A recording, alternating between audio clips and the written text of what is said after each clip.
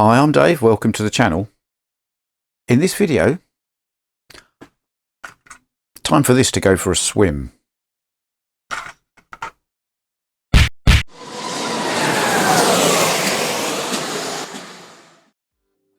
So I did say when I did the review of the Scalextric George Poly hot rod and kind of revived my like for the Duffy Collard one, I did say then that I might paint up this old Scalextric Mark II Ford Escort as a Barry Lee accompaniment for the other two. So that time has come. So in this box there are most of the bits of an old Scalextric Escort. The glass I've already popped out. There's a front grille here, there's a motor, there's a guide. The DPR door's a bit interesting. I did at one point put a proper Carrera chip in this car, which is why the DPR door has the cutout for the switch and things in it. But that doesn't matter, it's going to be an analogue car anyway. So we can put all that back together at some point. Now, in order to do this, I need to strip the paint off this, which I shall do. But some of this is on here. So what I need to do first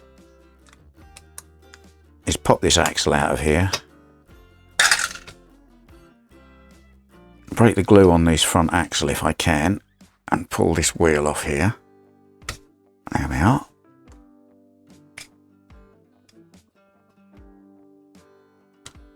And then that can go for a swim along with this.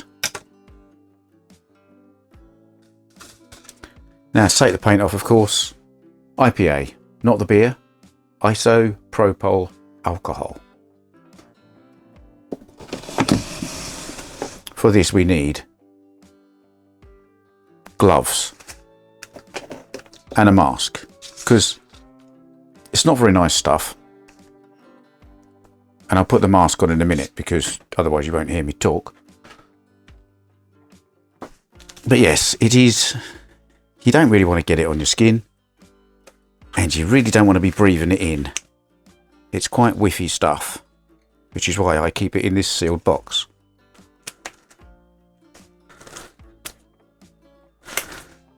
And man struggles to put gloves on camera. Right, let's take the lid off here. This is the box I use for stripping car bodies. It's just a regular Tupperware box with a decent double seal on it. And it's deep enough. And there's a litre of IPA in here. So that can go in there and have a little bit of a swim. And so can that. And I'll leave it for 24 hours. And we'll go from there.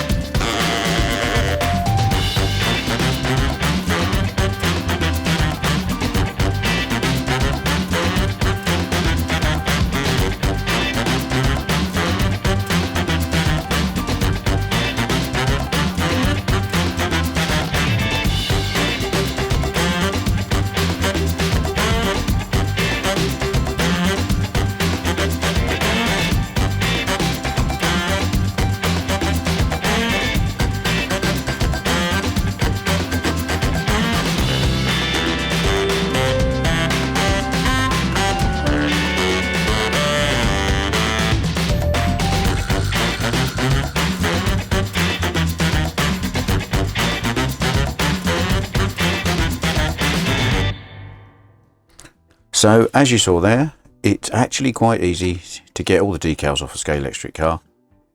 24 hours, actually it's probably about 18 hours in the IPA. Now, I didn't show you before. This is the stuff I use. I get it off eBay. 99.9% isopropanol alcohol. Like I say, pretty horrible stuff. Don't want to get it on your hands, don't want to breathe it in really. It does clean things really well. And then straight into some water just to get that off so it's all right to handle, and then dried it. And as you saw, scrub it gently with a toothbrush, having left it to soak for a few hours, and everything comes off nicely. There is no paint on this, apart from this silver on the inside here, which I don't know what paint they used, but it would take quite a lot longer to get that off if I needed to, but you won't see it, so it doesn't matter. So, which Barry Lee car am I going to do? Well, I'm going to cheat a little bit, because Barry Lee did an awful lot of different racing in different Escorts, with different details, different body kits on them.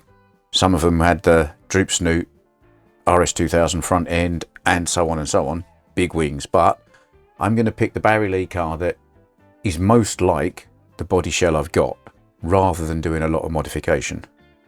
We'll have to do a few things. I'm going to have to fill in these rear lights and these 3 holes on the back here where the bumper fitted on from Scalextric, and the same on the front with these bumper holes here. And I will obviously have to paint just this piece. Might mask the rest off. Doesn't really matter if I get paint on it really, does it? But I might mask it off just to be neat. And we'll go from there. How am I going to paint it? Well, I'm probably going to use car white primer first as a base coat on all of this, just to get paint to stick to it. Then I'll put some filler in and sand it back and get it nice. Another little quick coat of this, sand it back just to make sure everything's flat and good before I start putting paint on it. And I'll use Vallejo paint. Some white we're going to need. Some blue, but not quite as blue as that. So I'm going to darken it down, but not with black, with some dark grey blue. Black, it just takes it the wrong way. Take it slightly off and you can take this blue down quite nicely with this stuff. And I'm going to need an orange. And I haven't got an orange, so I'm going to have to try and mix one out of some red and some yellow as we go along. Now the rest of this video, certainly for a chunk of it, will be me masking stuff up, painting stuff, unmasking it, masking it up again, and so on. Now in between every coat of paint where I do a change of colour, I'm leaving the thing 24 hours before I touch it, because it cures the paint off properly and you're less likely to spoil it when you're doing the next bit. I mean, patience is the key. I've repainted so many cars because I haven't left it a full 24 hours and I've touched it and I've ruined it along the way. So always 24 hours. When I'm masking it up for the big areas, I'll be using frog tape, which is excellent. I mean, yes, branded masking tape, but honestly, frog tape is the best stuff. Very little bleed under it, nice and easy to use. And for the fine detail parts and the lines, to get crisp lines, you can't see anymore, but this is Tamiya tape, as in the people who make the RC cars. Their fine line tape is just the best. Anything that's like it is okay, but it's not as good as the genuine article. So there will now probably be quite a lot of fast forwarding and a bit of music while I put paint on this car.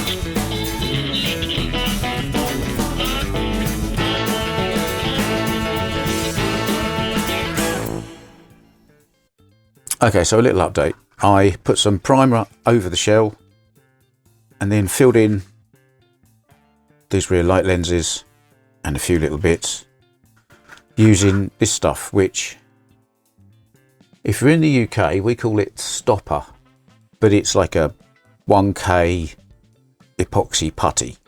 Cures itself in air.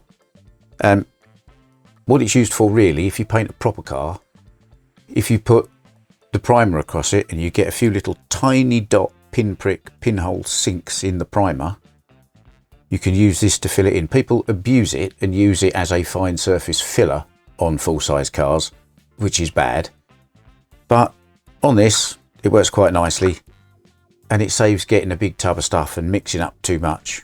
This way you can just tip a little bit out, put it, as you probably saw, on the end of a Stanley blade and sort of spread it about.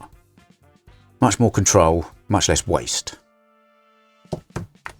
It does smell a bit though, so you want to put a mask on.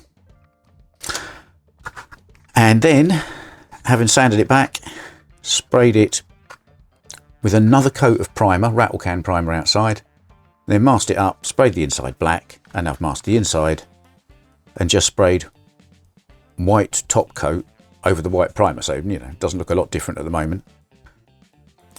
Next jobs, oh yeah, and this Mobius airbrush. I mean, I haven't done a proper full review of it, but honestly, you should get one. It's a lovely piece of kit to use. It doesn't clog. It's very smooth action, and it's dead easy to just pull it out, clean it out. It's very easy to clean. It's very easy to use. It's very lovely and consistent, and actually, despite appearances, it's not a lot of money, and I'm still using it on my cheapy air compressor. I haven't even put a fancy compressor on it. Really getting on with this nicely. Do thoroughly recommend. Right, so I need to put a little bit of blue along the bottom here, blue around the arches and along here, and some orange round here, and a red roof. So I better get on with that. That's a lot of masking.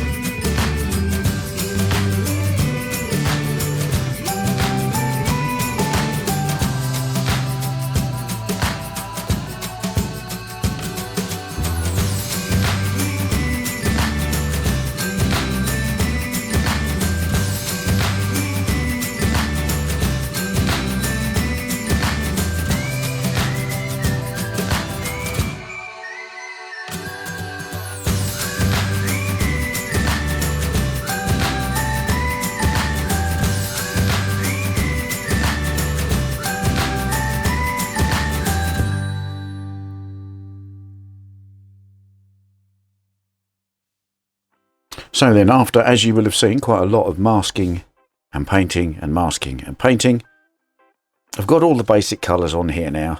Blue around the bottom, white overall, this kind of slightly dirty orange colour, and the red roof. And then I've just put a coat of clear coat over it, just a light one, just to make it a little bit shiny, which will make putting the decals on easier. Talking of decals, here they are.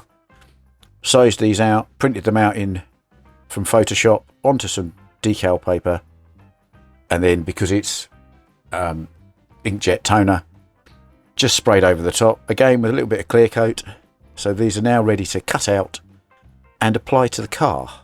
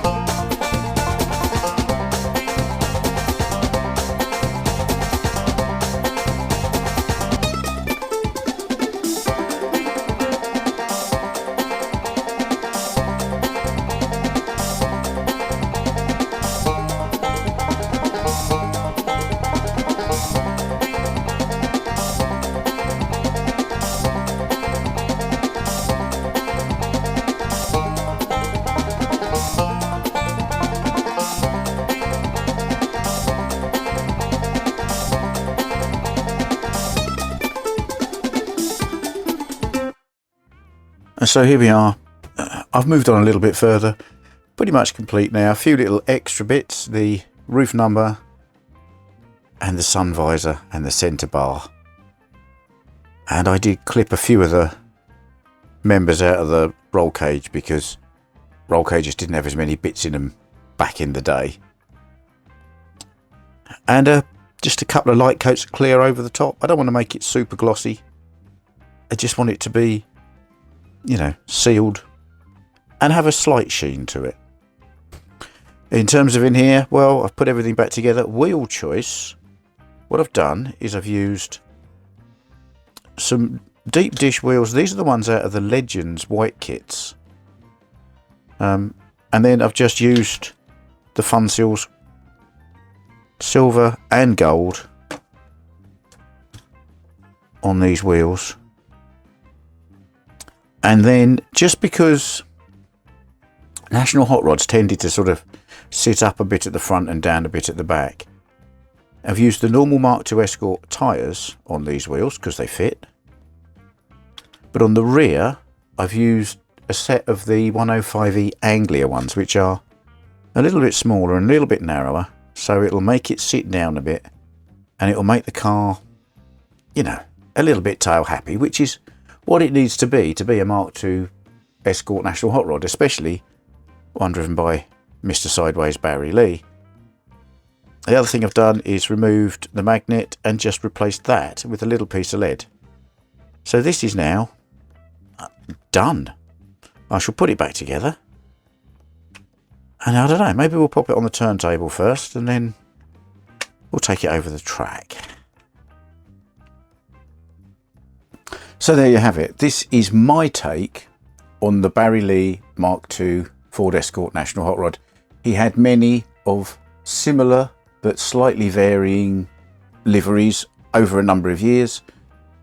This one is, you know, for me, it's got to look like the memory of the car in my mind, not necessarily what the car looked like.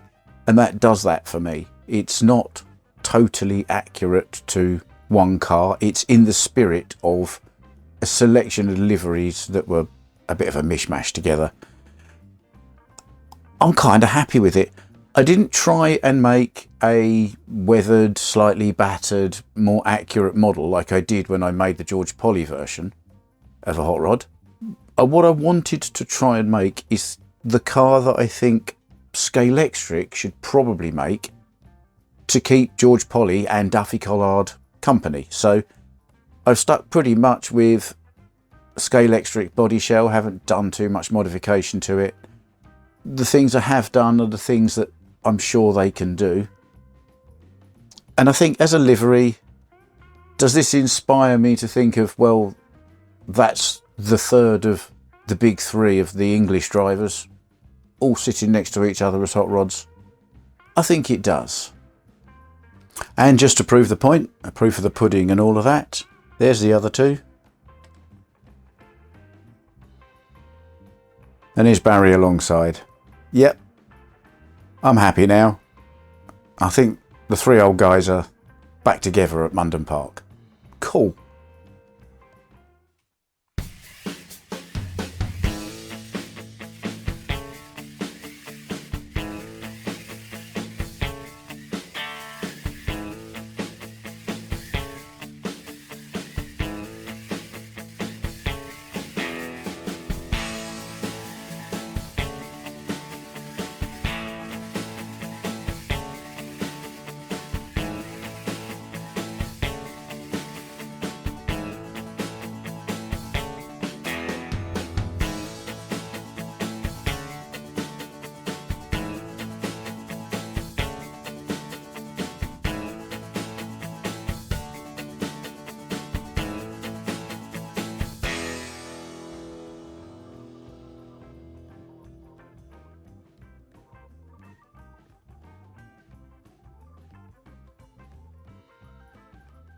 As always, thanks for taking the time to watch one of my videos. If you liked it, you will find a button specifically for that.